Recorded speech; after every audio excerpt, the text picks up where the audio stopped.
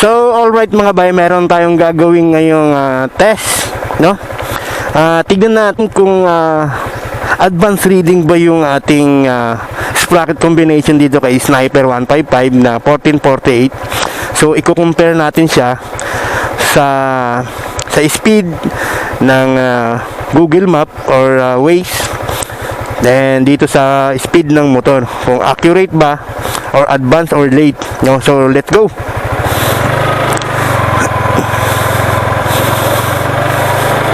Nahuga mga bay, no? Kasi alam nyo mga bay, matagal na rin ako nagmamaneho. Sa tuwing gumagamit ako ng Google Map or Waze, talagang late reading ang mga Google Map, no? Mga Waze, advanced naman yung sa mga sasakyan ng 10.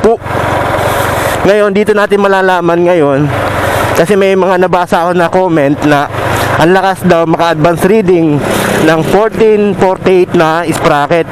Dapat nga late yun dahil wala na sa tamang ikot yung dahil ang stock talaga nito na Sniper ay 1446. No. Ngayon, nagpalit tayo ng sprocket sa likod na mas malaki. 'Di ba? So, ibig sabihin nun, hindi na talaga accurate yun. Parang mas minus ka pa, no? Minus. So, ayan, kung nakikita nyo mga bay, 22 sa tawag nito, sa Google Map, and then 30, 28, 29, 24. So, parang tignan natin. Ayan. 26, 20. So, maintain natin, maintain.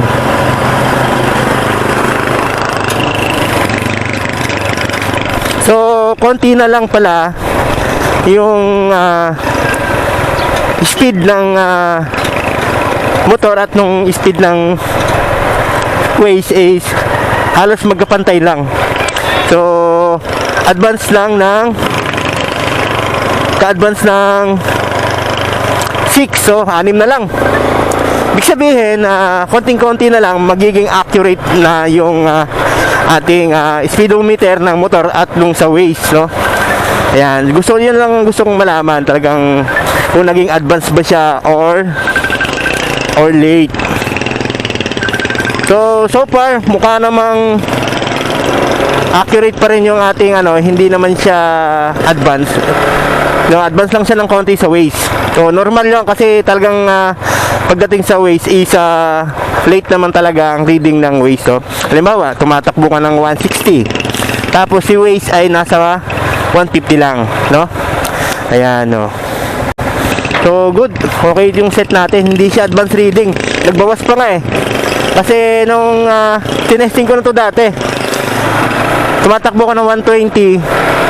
Tapos lang kay Waze naman ay 110 lang o parang 109 ganon, maalala ko. So konting-konti na lang magiging parehas na sila ni Waze at netong speedometer natin, no? So ayun, accurate pa rin yung ating ibig sabihin yan, kahit na tumakbo tayo ng 130 dito kay Sniper, tapos 123 naman kay Waze. Mahusay mga bay, magaling. Alright, no? Accurate. Mamaya try natin sa high speed. Sana nakikita nyo. Well, i-edit na lang natin yan ng maganda-ganda. Yan. Ayun lang mga bay. Si 48, no? 1448 na sprocket, hindi naman siya advanced reading, normal lang dahil si Waze talaga ay minus 10, no? Sa lahat ng sasakyan nasubok ko na yan. Pag sa sasakyan tumatakbo ako ng 160,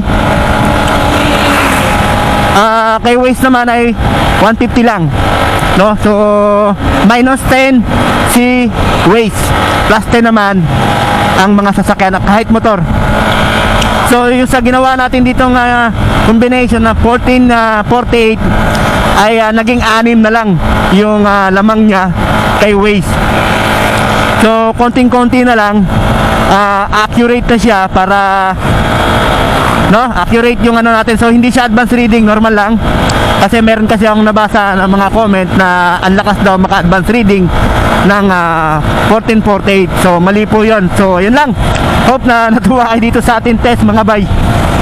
Next time ulitin natin to yung hindi na alog yung aking CP holder. Ayan.